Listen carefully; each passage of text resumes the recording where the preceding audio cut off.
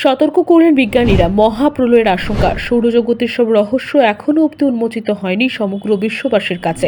তবে ছোটখাটো বিষয় থেকে বড় কিছু জিনিস নিয়ে সর্বদা কাজ করেই চলেছে বেশিরভাগ দেশের মহাকাশ গবেষণা কেন্দ্রগুলো। সর্বদা সৌরজগতের কিছু না কিছু ঘটে চলেছে, যার ইয়ত্তা হয়তো সাধারণ মানুষ খালি চোখে দেখতেই পারবেন না।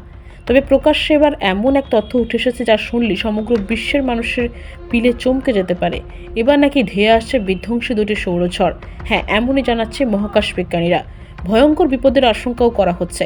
এমনিতেই বিশ্বে ঘন ঘন জলবায়ু পরিবর্তন, গ্লোবাল ওয়ার্মিং তো বিপদ বাড়াচ্ছে, আর সেই সঙ্গে পরমাণু বোমার মতো জিনিস ব্যবহারের বিশ্বের ক্ষতি আরও ডেকে এনেছে। যদিও এসবের মাঝে কয়েক গুণ শক্তিশালী সৌরঝড় নাকি পৃথিবীর তাক করে ধেয়ে আসছে।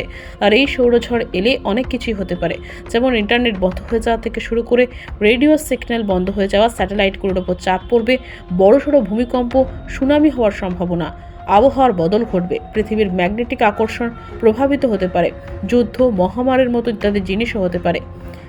এখন নিশ্চয়ই ভাবছেন যে সৌরঝড় জিনিসটা কি। আসলে তা জানিয়ে রাখি, এটি হলো সূর্যের প্লাজমা। বিজ্ঞানীরা এবার দুটি সৌরঝড়ের ইঙ্গিত দিচ্ছেন, যেটি কিনা সূর্য থেকে বেরিয়ে পৃথিবীর খুব কাছাকাছি চলে আসবে, যে কারণে আবহাওয়ার বিরাট পরিবর্তন আসতে পারে। ইসরো জানাচ্ছে সূর্যের এই চক্র 11 বছরে হয়, আর এই 11 বছরের সময়সীমার মধ্যে একবার সোলার ম্যাক্সিমাম হয়। বিজ্ঞানীরা 2025 সালে সৌরঝড়ের আশঙ্কা করেছিলেন, তবে এবার মনে হচ্ছে চলতি বছরের শেষের দিকেই এই ঘাটতি ঘটতে পারে।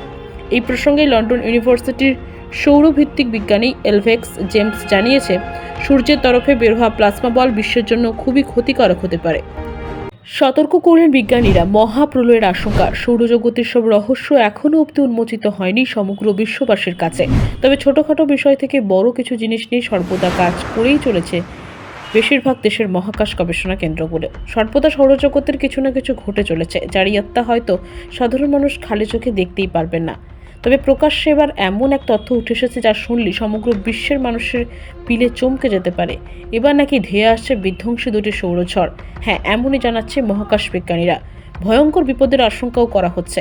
এমনিতেই বিশ্বে ঘন ঘন জলবায়ু পরিবর্তন, গ্লোবাল ওয়ার্মিং তো বিপদ বাড়াচ্ছে, আর সেই সঙ্গে পরমাণু বোমার মতো জিনিস ব্যবহারের বিশ্বের ক্ষতি আরও ডেকে এনেছে। যদিও এসবের মাঝে কয়েক গুণ শক্তিশালী সৌরঝড় নাকি পৃথিবীর তাক করে ধেয়ে আসছে।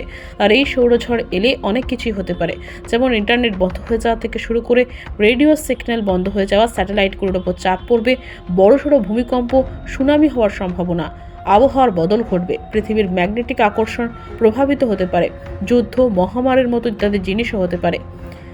এখন নিশ্চয়ই ভাবছেন যে সৌরঝড় জিনিসটা কি।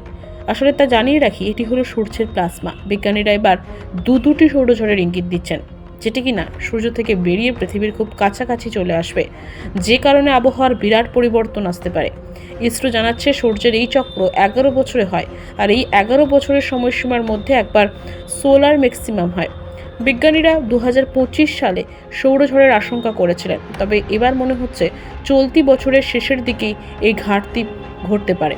এই প্রসঙ্গে লন্ডন ইউনিভার্সিটির সৌরভিত্তিক বিজ্ঞানী এলভেক্স জেমস জানিয়েছে, সূর্যের তরফে বের হওয়া প্লাজমা বল বিশ্বের জন্য খুবই ক্ষতিকারক হতে পারে।